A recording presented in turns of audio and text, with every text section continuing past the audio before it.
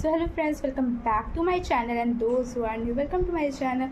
तो फ्रेंड्स, आप लोगों ने इंस्टाग्राम पे मुझसे कुछ क्वेश्चंस पूछे थे और यूट्यूब जो मैं कम्युनिटी टैब पे मैंने क्वेश्चंस डाले थे वो आप लोगों ने बहुत सारे क्वेश्चंस पूछे, तो उसके रिगार्डिंग अभी मैं आंसर देने वाली हूँ आप लोगों को इस वीडियो में।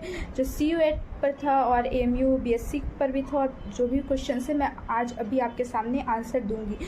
तो फर्स्ट जो क्वेश्चन है वो है उमे कुलसुम का। नेक्स्ट ईयर बायो में आउट ऑफ 200 में से कितने में सिलेक्शन हुआ था for general category and NCERT is sufficient for this. I am asking for JMI। तो ये शायद JMI BSc बायोटेक्नोलॉजी के बारे में बात करी है कि 200 में से कितने में आपका हुआ था। तो 200 में से आउट ऑफ 200 में सिलेक्शन आपका हुआ था। First rank, first list, second list, third list, सब में 200 आउट ऑफ 200 वालों का सिलेक्शन हुआ था। फिर स्पॉट रजिस्ट्रेशन आया था, उसमें 199 वालों का भी सिलेक्शन हुआ था, लेकिन 199 से आपका नीचे नहीं गया था स्कोर। तो आप लोगों को ओवरऑल अच्छे से NCERT पढ़नी, अच्छे से आपको स्कोर करना होगा एंड NCERT इज सफिशिएंट। हाँ, NCERT इज सफिशिएंट। सिर्फ आपको NCERT से आप लोग दूसरे रेफरेंस पर प्लीज़ बच जाइएगा। सिर्फ और सिर्फ NCERT का एक एक लाइन जितने बार हो सके सिर्फ NCERT ही पढ़िए और क्वेश्चन सॉल्व कीजिए। क्वेश्चन ये नहीं कि आप नीट कर सॉल्व करें बैठ करके, नहीं, आपको NCERT का ही क्वेश्चन सॉल्व करना है। यानी कि NCERT का कोई आप बुक ले लीजिए जिसपे सिर्फ 12 का बायोलॉजी है, तो वहाँ से आपको सॉल्व करना है। Then next question is, do we need to fill any separate form और straight through CU8? Is there any portal? What are the subject mandatory for BSc biotechnology? Separate form आपको fill करना होगा। जिनको भी नहीं पता है कि आपको इंडिविजुअल फॉर्म, तो CU8 का तो आपको फॉर्म फिलअप करना, उसके बाद भी आपको जो भी अपनी यूनिवर्सिटी डाला उसका भी फॉर्म फिल करना होगा। और जामिया मिलिया इस्लामिया का पहले से आ चुका था और अब तो डेट ओवर होगी, इंशाल्लाह फिर से रीओपन हो जाएगा। तो मैं आपको बता दूँगी, लेकिन सेपरेट फॉर्म सबका फिल करना है। तो आप लोग देखते रहिएगा कौन सी यूनिवर्सिटी कब ओपन करती है। मेरा क्वेश्चन है कि अगर हम BSc इन केमिस्ट्री ऑनर्स करते हैं AMU से, तो हमें कौन से सब्जेक्ट पढ़ने होंगे और क्या फिज़िक्स भी पढ़ाई जाएगी हमें? सेकेंड क्वेश्चन, हमारा सेशन आफ्टर सिलेक्शन किस मंथ से स्टार्ट करेगा? Third question extra. Okay, first question का पहले मैं आंसर दे देती हूँ कि आपको अगर केमिस्ट्री ऑनर्स, रवि शास्त्री ने बोला है कि अगर केमिस्ट्री ऑनर्स आप AMU से करें तो आपको जो सेमेस्टर्स में होते हैं तब कौन से सब्जेक्ट, तो वो आप पर डिपेंड करता है कि आप क्या चूज़ करते हैं। हमारा होता है एक मेजर सब्जेक्ट्स में आप केमिस्ट्री है, ठीक है, वो तो आपका मेजर हुआ। फिर देन आएगा माइनर और जेनरिक, जो आपको चूज़ करना होगा। आपको ऑफलाइन काउंसलिंग के टाइम को चूज़ करना होगा, जिसमें माइनर में आप जो चाहे वो रख सकते हैं, जेनरिक में जो चाहे वो रख सकते हैं, इवन आप आर्ट्स के भी सब्जेक्ट रख सकते हैं। तो इस पर आप पर डिपेंड करता है कि आप कौन सा सब्जेक्ट रख रहे हैं। फिर और क्या, हाँ, सेकंड क्वेश्चन है हमारे सेशन आफ्टर, हाँ, आफ्टर सिलेक्शन आपका सेशन स्टार्ट होगा और आई थिंक जुलाई से आपका स्टार्ट होगा, क्योंकि हमारा जो है 5 जनवरी लास्ट वर्किंग डे, 5 जून लास्ट वर्किंग डे है। एंड हमारा जब एग्ज़ाम्स ओवर हो जाएंगे सेमेस्टर्स के, तो वो आपके जुलाई में हमारा भी सेशन न्यू स्टार्ट होगा, तो आपका भी सेशन जुलाई में ही स्टार्ट होना चाहिए। Third question, for external save score कितना है AMU BSc ऑनर्स के लिए?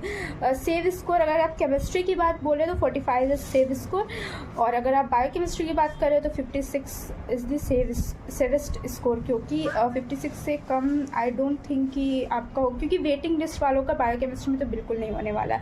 तो आप सोच लीजिए कि 56 तो लाना ही पड़ेगा, लाइक रैंक होल्डर्स को ही मिलते हैं biochemistry.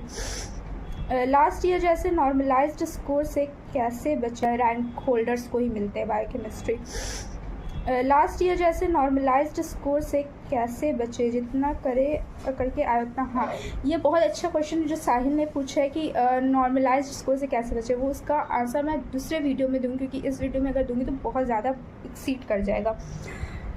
AMU BSc zoology botany कितने में मिलेगा? जैसे कि मैंने बोला 56 पर आपको बायोकेमिस्ट्री मिलेगा, वेटिंग वालों को बायोकेमिस्ट्री नहीं मिलता है। ज़ूलॉजी और बॉटनी में वेटिंग वालों को बहुत कम ही हद तक मिलता है। तो 50 इज़ द सेफेस्ट स्कोर। अगर आप 50 स्कोर करें तो आपको बॉटनी और ज़ूलॉजी मिल जाएगा। इवन 55 से कम भी करते हैं तो मिल जाता है। ये 50 आप रखिए अपना। AMU BSc का कट ऑफ क्या रहता है इंटरनल? मैंने बता दिया है। कट ऑफ वाली वीडियो जिसने नहीं देखी वो प्लीज़ देख लीजिए जाकर के, मैंने कट ऑफ की पूरी डिटेल में वीडियो बनाई है। जामिया बायोटेक्नोलॉजी के लिए कितने मार्क्स पर एडमिशन कीजिए?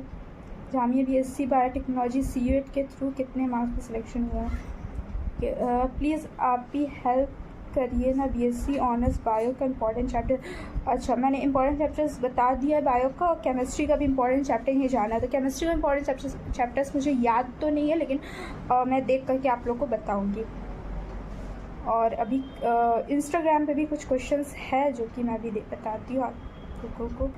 तो यहाँ पे फर्स्ट क्वेश्चन है कि मैंने CUET का फॉर्म MA के लिए फ़िल किया है, उसमें जामिया भी है, बट मुझे किस हिसाब से एडमिशन मिलेगा, जामिया के हिसाब से या CUET के हिसाब से? तो अगर CUET का आपने फॉर्म फिलअप किया और जामिया मिलिया इस्लामिया MA के लिए CUET कंडक्ट करवा रहा है, तो ऑब्वियसली CUET के बेसिस पर आपको मिलेगा, लेकिन you have to fill the separate form of Jamia Millia Islamia. And then the next question is EMU BSc girls cut off general. ये मैंने बता दिया था कि आप कट ऑफ वाली मेरी वीडियो देख लीजिएगा। I applied in EMU for BSc community science, can you please guide me for. और इन्हीं का एक और क्वेश्चन है कि what is the process to get admission in BSc nursing. तो BSc नर्सिंग का EMU में आप का सेट के थ्रू होता है, जो कि कॉमन एंट्रेंस टेस्ट है, और इससे बहुत सारे कोर्सेज आ जाएंगे मेडिकल के, तो आपको वो देना पड़ेगा। और वो EMU का अपना एंट्रेंस है, तो उसका अपना फॉर्म होता है, और अभी क्लोज हो चुका है। तो अगर आपने फिल कर दी तो वेल एंड गुड, नहीं फिल किया तो next year you should try. EMU BSc biochemistry और Jamia BSc biotechnology which is better? Interesting question है, और जिस पर मैं बात करने भी वाली थी कि बायोटेक्नोलॉजी और बायोकेमिस्ट्री में से क्या बेटर होगा। तो ऑब्वियसली बायोकेमिस्ट्री इज़ बेटर, क्योंकि बायोकेमिस्ट्री आपका जो फील्ड है, अगर हम लोग बायोकेमिस्ट्री की बात करें तो हम एक सेमेस्टर में हम सिर्फ बायोटेक्नोलॉजी पर एक पेपर पर पढ़ेंगे, और आप अगर बायोटेक्नोलॉजी लेते तो एक वो जो टॉपिक होगा वो आपको पूरा पढ़ना पड़ेगा, पूरा होल आपका 3 इयर्स और 4 ईयर। तो इस पर मैं और डिटेल में बात करूँगी कि क्या स्कोप है आगे चल के, क्योंकि अगर आप मास्टर्स में जा रहे हैं तो आपके पास बहुत सारे ऑप्शंस खुल जाते हैं अगर आप बायोकेमिस्ट्री लेते हैं। तो फर्दर मैं इसके बारे में और बात करूँगी। ऑनलाइन टेस्ट सीरीज़ इस बार नहीं होगा, क्योंकि मैंने मीटिंग में बता दिया था उसका काउस।